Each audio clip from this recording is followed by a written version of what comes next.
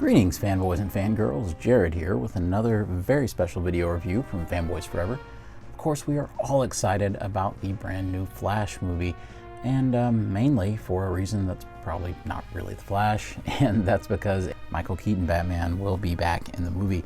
So as us ravenous fanboys await that appearance, of course we're going to be snapping up as much Michael Keaton Batman merchandise as we possibly can, and probably a whole lot of us will be leaving the poor old Flash on the pegs. And of course, today, as of filming of this video, it is April the 15th, a Saturday, and this is when the official street date was lifted for the Flash movie merchandise. So I went on a big hunt myself to try to find all the stuff, and I was partially successful.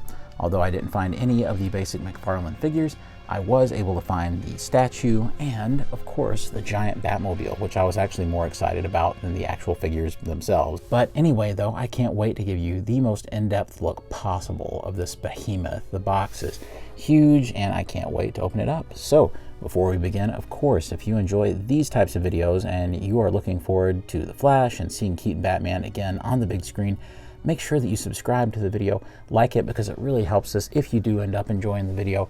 And of course, with all that out of the way, let's begin. We'll start with the box itself. You can see the Batmobile here in all of its glory. Pretty cool little artwork that they have going, and it matches the aesthetic of the rest of the line. On the top, you can see that it just says The Flash and Batmobile. On the sides, what do you know? And of course, on the back, you can see that the colors match a lot of the movie merchandise we've seen with those vibrant reds. Here it is, fits most 7-inch figures, and we'll see exactly what it fits. And the most milquetoast boring bottom of the box you can possibly imagine. Here is the barcode, so happy hunting. After searching a couple of different targets, I finally found this at one, but the street date is not necessarily when these are going to be put on the shelf. They said that they didn't have a set date yet, which basically is a date that they have to be on the shelves. Instead, they're just allowed to sell them from the back. So if I were you, I would definitely go and visit and ask, and they'll probably get what you need from the back. And that's what a really nice employee at my Target did for me. So yeah, that was great. All right, let's go ahead and open this thing up.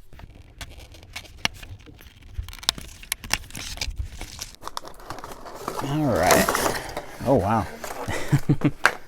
I recognize that. Let's get it out. I really like how there's a lot of cardboard like supports in there to make sure that it doesn't get jostled around too badly in transit.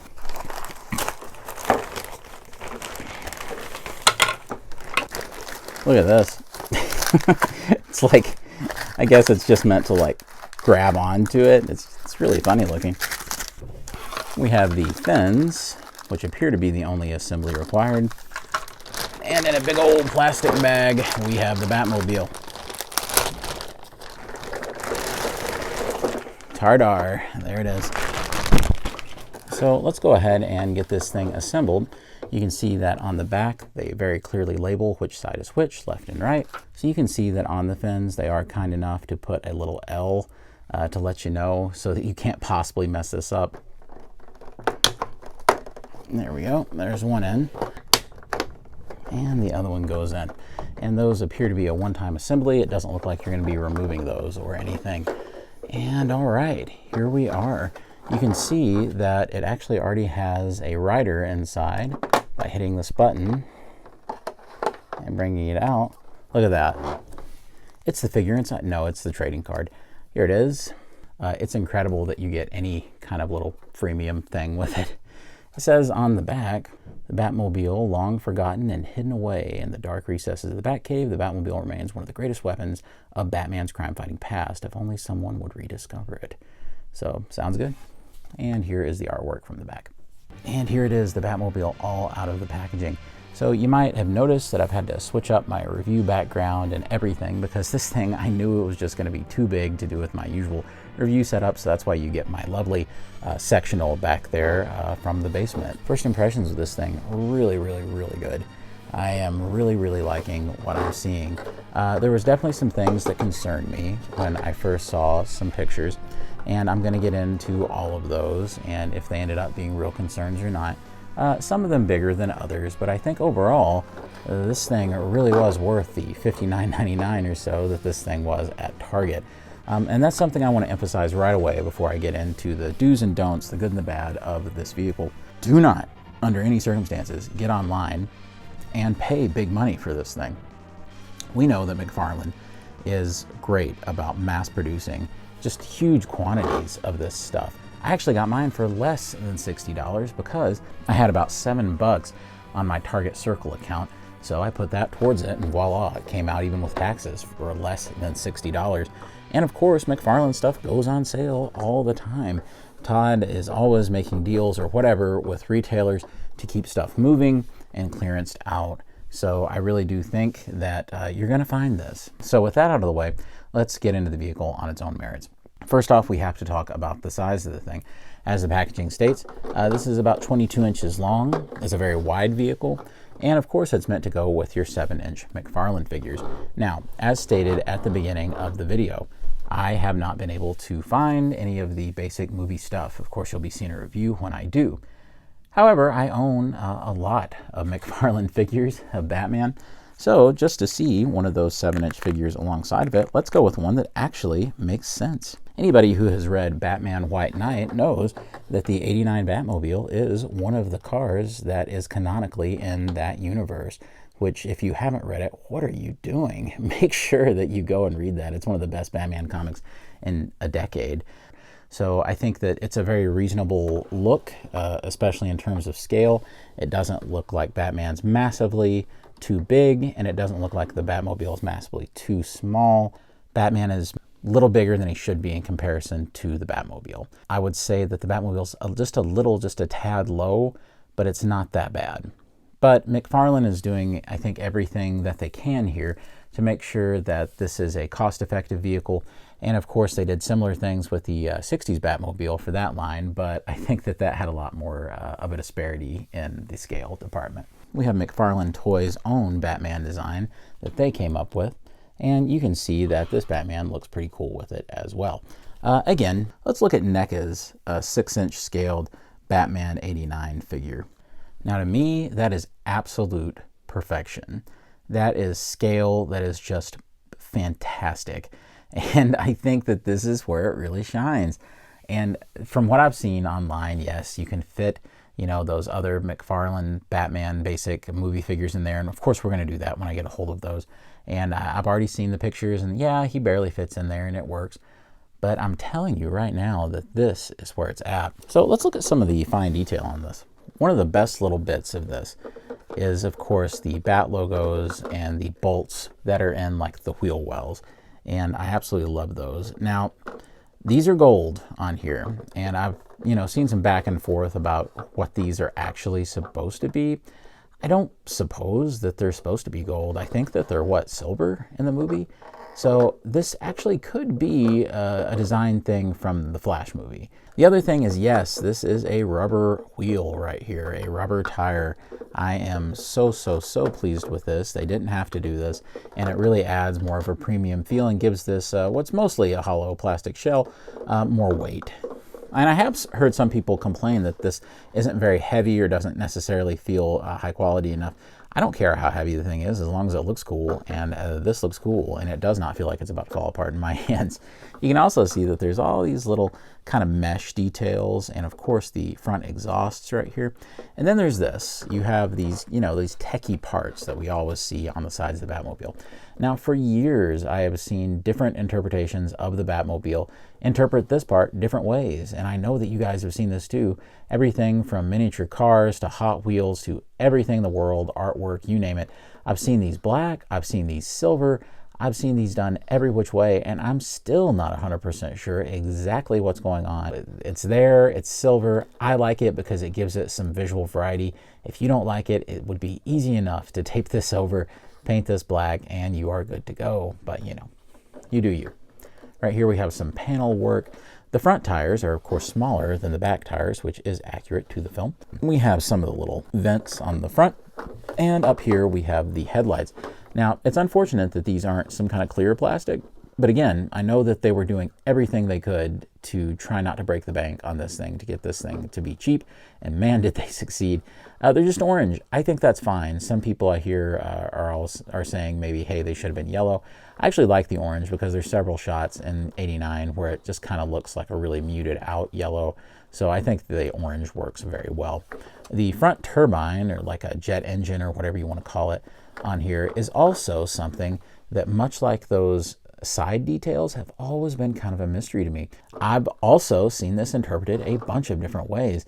I've seen promo shots when they first built the car where it does look like it's kind of silver, and in the movie it just seems black. But then again, you know, there's a lot of funny things can happen when you put something on film. So I just don't know. I think this is a really good compromise because it's dark enough to where it really doesn't stand out that much, but there is a little bit of a difference. So I actually like it. I think it turned out well.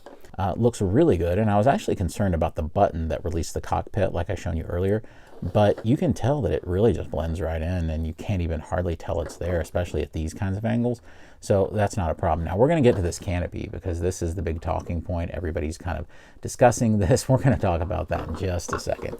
But on the back, I actually think this might be the strongest view of the Batmobile, because even though, yeah, it's kind of toyetic over here with the brake lights, I guess, the running lights, they're, you know, just big, smooth red dots. And, you know, they could have been transparent plastic with maybe a little bit of a texture on them and then the red under it. But I will say that it gives the illusion that they're just shining like bright red. And it does make it seem like it's lit up when it's not. So I actually think that that's a cool effect. I know that it sounds like I'm just making excuses, but I actually kind of like the way it looks. It gives a striking impression. The huge exhaust in the back and the pipes look really nice. You have the little vents here, and at the bottom you do have some like little, you know, kind of faux engine details or whatever. But the really neat thing is you have the actual Bat logo, kind of where Batman, like the little platform would extend in Batman Returns. Batmobile went up and turned it around and then, you know, lit the guy in the devil costume on fire, as Batman is wont to do. So I think all the details turn out really nice. Now, the big thing that everybody is in kind of some debate over is this cockpit. And yeah, I think that that's a fair thing to be in debate over it. As is fairly obvious here, you can see that the cockpit is more of a gray versus the rest of the car. That's unfortunate. I feel like it would have looked so much better had it been black to match the rest, or at least the same, you know, shiny black. And I love the shininess of the Batmobile.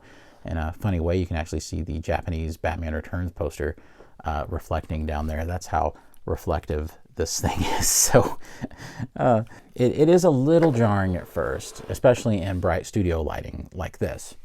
However, if I were to dim those lights or just turn them off, let me just show you what that looks like. As you don't have those bright lights on like so many toy reviewers like myself are using, that effect really dissipates. So it's not so bad when you're not in intense light, but a little bit of light and it's more noticeable.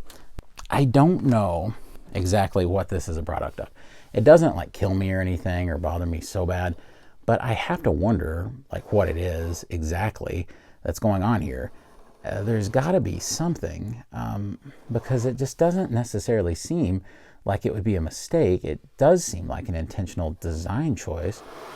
I don't know what to make of it. Your guess is as good as mine. It's a little weird that it happened. It's not something that I think is going to keep anyone from buying it. I mean, tell me in the comments below if I'm wrong. Did you see this and like, nope, not rushing out and buying that giant 7-inch scaled Batmobile that's being offered for under $60 at major retailers everywhere? No, it's really not going to stop me. Honestly, the main thing I was worried about was something else with the canopy. And that was that it looked a little strange compared to what I'm used to the Batmobile, the 89 Batmobile Returns Batmobile canopy looking like. You can see that it kind of does this thing where it kind of was like, whoop. I don't know how else to explain it, but with the sound effect. But it's like it, in order to make it deeper, they've increased the size of it so that a figure would fit in it better. And this is just one of the cheats that's going on here. Like say for instance, it's more hollowed out, we'll see, so that a figure can get in there. And everything is in service to making sure that your figure can fit comfortably.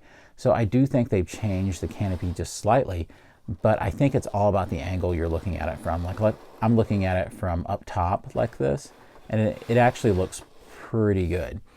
But I think when you get down low and you start looking at it, it looks maybe a little odd, maybe a little off like that. but I don't think it's that bad. It's just a slight change in shape and just a little compromise to make sure that your figures could fit. Now, of course, once again, you hit this button and this unlocks, and then you just slide the canopy off yourself, and you can see it has these little plastic sections that kind of hook it on in. Now, let's have a look at the interior. You can see that I'm actually decently surprised by how good this looks. Really good detailing for the seat in there, and there's little buttons on the sides that even have some paint applications of silver. I'm floored that anything has paint on it. Even more shocking is you go this way and you really see just how much cool detail has been fit in. I'm serious. I didn't think that there would be anything but black plastic in here, and I was ready and willing just to give it the biggest pass in the world. But believe it or not, this is right on. And I know it's really hard to see with my camera, but there is a little bat logo in the middle of that steering wheel, which is movie accurate. And of course it has the Batman Returns cockpit, which in that movie, it's just a single seater. Batman decided he was never gonna make the mistake of taking a woman home again to the Batcave. So he must have modified it. So I just love this. I think the interior is mightily impressive. And with that, let's go ahead and start trying some figures out here. Now, it is worth noting, just so that I'm not misleading anyone, that as you can sort of see under it, I have the Batman Batmobile base from Spin Master, just to give it a little bit of extra height so it's a little easier for me to film. So, of course, the first figure we're going to try out is the NECA 89 Batman, which has been a go-to in my collection for so many years, and I know it has been for probably a lot of the people watching this video, and it's a figure that has brought us a lot of joy. So, let's go ahead and try him out.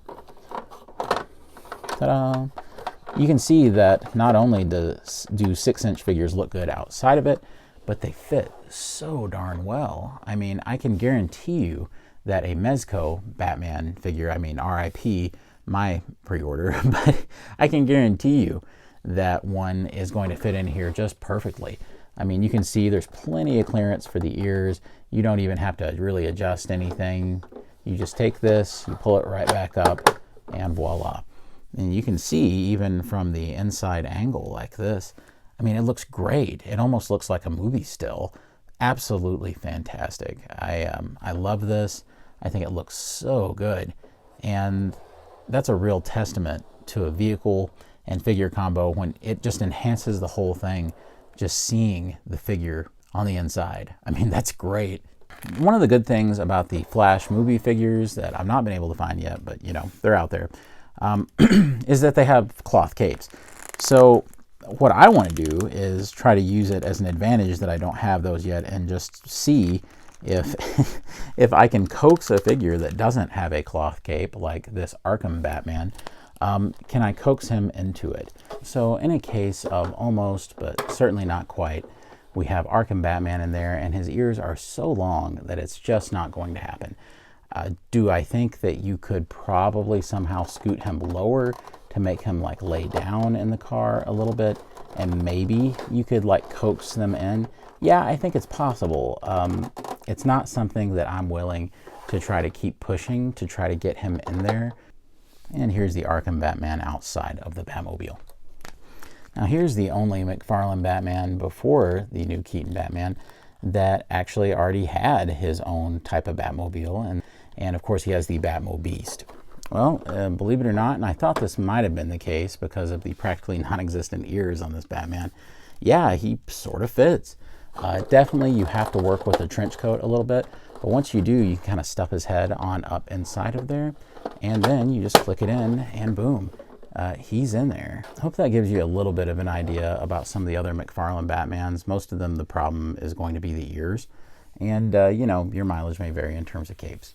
Since I don't want to keep stretching the thing out and and hurting it potentially or scuffing it, let's go down to some more 6-inch figures. Of course, one world I'm anxious to look into is the world of Mezco Batman. Of course, the most 89-like Batman that you can have if you're like me without actually owning 89 Mezco Batman is the Special Onyx edition. I think that's what it was called anyway, I reviewed it forever ago, Sovereign Knight Batman. And man, is this a beautiful, beautiful combination. It just seems like they were meant to go together, and it always kind of had an 89 vibe to it anyway, with the slick black and the yellow logo. So this is just a beauty. And of course, should have no problem getting it in there. However, it's definitely not something I would want to keep in here like in a seated pose for too long. I mean, as you can see, he's in there no problem. And it not only works, but I mean, it works well. Plenty of clearance for the ears without me having to do really, well, anything. And again, it just looks really nice, even from the outside of the car. Since the windows aren't so opaque, you can actually see him. And I think that looks so cool. So yes, practically any of the Mezco Batmans that you have are going to work with room to spare. And that's the beauty of getting a vehicle that's meant to barely house 7-inch figures, is it means it will comfortably house 6-inch ones. So this looks really nice. I know that Mezco's own Batmobile was apparently canned, which is really sad for me still. I honestly think a lot of people even forgot that that thing existed, but I can assure you it did at some point. But this looks really nice, so I think that that works well. You can also see that going the Supreme Knight route, and here I've got the black version. I think it looks really good too. And of course, any of these figures are going to fit really well in the 6-inch scale. So add this to the list of things that I think time has forgotten. That last wave of Batman figures that Mattel did, that was like the DC Universe Classics kind of follow-up. I think it's funny, they were calling this DC Multiverse. But this was their 89 tribute figure. And here he is. It's in a kind of a 6.5-inch scale or so. And it's almost like a Toy Biz Batman, just done up in a bigger scale. He seems to be practically the perfect scale. Of course, that canopy goes down. And just like with the NECA figure, you can see that it really does enhance the car to have him in there. And with the canopy closed, he looks like a really detailed, really nice 89 Batman. Well, fanboys forever. They're weirdos. So I haven't gotten around to opening this guy yet from McFarlane. It's their superpower style of figure.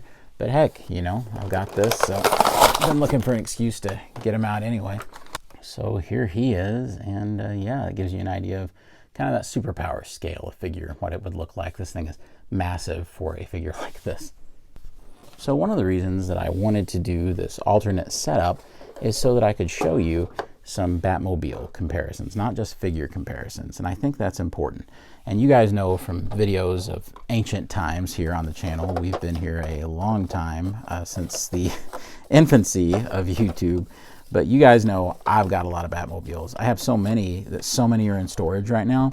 I could do dozens of comparisons, but instead I'm just going to show you what I had more available on hand. And one of them is the Mattel, not the McFarlane, the Mattel 66 Batmobile, which is such an impressive piece. You can see it's not really as long as the 89 Batmobile from McFarlane, but it does very much seem to, you know, almost be in scale to where you could have them side by side and it really wouldn't look too strange. I definitely think that since it is a little more obvious this is a 6-inch scaled vehicle and this is more of a 7-inch scaled vehicle, so I think this is a little bit bigger than I even give it credit for. Back in the day, Mattel's last big Batman line that they did this Batmobile, which I always thought was nice and reminded me of some of the late 90s, early 2000s Batmobiles. And I actually really like this. I think it's a cool one, and I think it's a neat comparison, but you know, of course, this is showing that it's a 7-inch scale vehicle, not a 6. But it is the Lego 89 Batmobile. Still one of my favorite pieces in my entire collection, Lego or not Lego. And it's incredible. And to see it side by side here, it really does just make me admire the Lego craftsmanship even more, because it's absolutely astounding that this is made of bricks. Now, this is probably the best way too for me to talk about what I'm really saying about that canopy. You can see that the Lego one is they're a little more careful about having it be more squat and tank-like than this one, because this is trying to cheat it just a little to make sure your figure can get in there. And that's totally fine, but I just wanted to show that so that you would understand. It's also worth noting that as funny as it is, these are practically the same exact scale. And so it is kind of funny that I'm serious, within like a quarter of an inch or maybe a half of an inch, these guys are pretty much the same piece built with two different mediums. I can't necessarily say that I own like a 1-to-1 of an item like this in my collection, to where one is Lego and one is just sculpted. But I will say it's an interesting thing to see them side by side and to realize what's going on. And by the way, this Lego one is massively, it's like 4 times heavier than this. And the last comparison I'm going to do with a lot of love, a lot of honor, and a lot of respect for something that is one of my prized childhood possessions. And it has the love written all over it and little marks and scuffs. And that's my very own Batman Returns Kenner Batmobile. And this was one of my favorite toys of my childhood. Me and my brother Josh, we just loved this thing so much. It got so much play and so much love in our household. And yeah, it's a true classic. And it's so great to see it brought back for collectors in this larger kind of scale. However, I will say that this is no slouch. And the sculptors at Kenner did incredible work back in the day to create something that was just practically definitive in terms of the detail. And remember, it's not really until the Batman Returns version that they did this one, the Batmissile Batmobile, that you really just got a superb recreation of the '89 car, and it could even split the sides off like in Batman Returns. One reason I kind of like the gold here is because it reminds me of the gold wheel wells right there, and that just it makes my heart happy. I really love that I have both of these and that I still have me and my brother's childhood Batmobile that my parents got for us at Toys R Us in Lexington, Kentucky.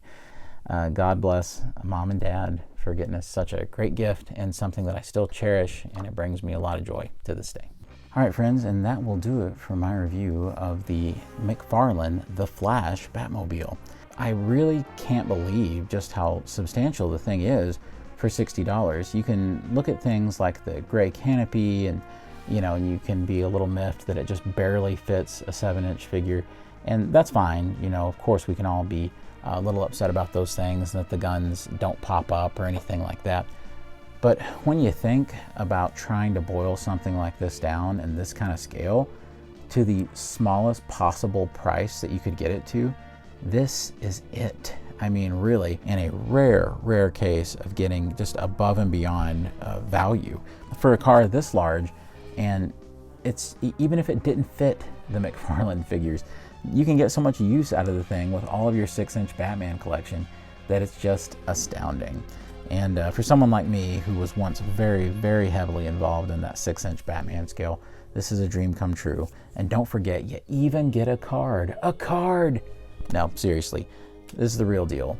And I hope that, of course, we can all find one really quick. It won't be a problem to find one because they're going to be everywhere, but it may be tough for a little while because crazy people like me are going to be, all over the place asking about this, trying to find it just as quick as they can. So I certainly hope that you've enjoyed the review today. And of course, if you have, leave a like because it really helps the channel grow. And it just means a lot to me personally and really encourages me to keep going and making more videos. And of course, subscribe to the channel because we want you here at Fanboys Forever. We love it when you stick around and watch some of our other videos. We're always doing new He-Man and Batman videos all the time. So can't wait to share more and more Flash hype with you as we get closer to the release date. And as always, God bless you and yours. And I'll see you on Fanboys Forever. Fanboy out. I'm Batman.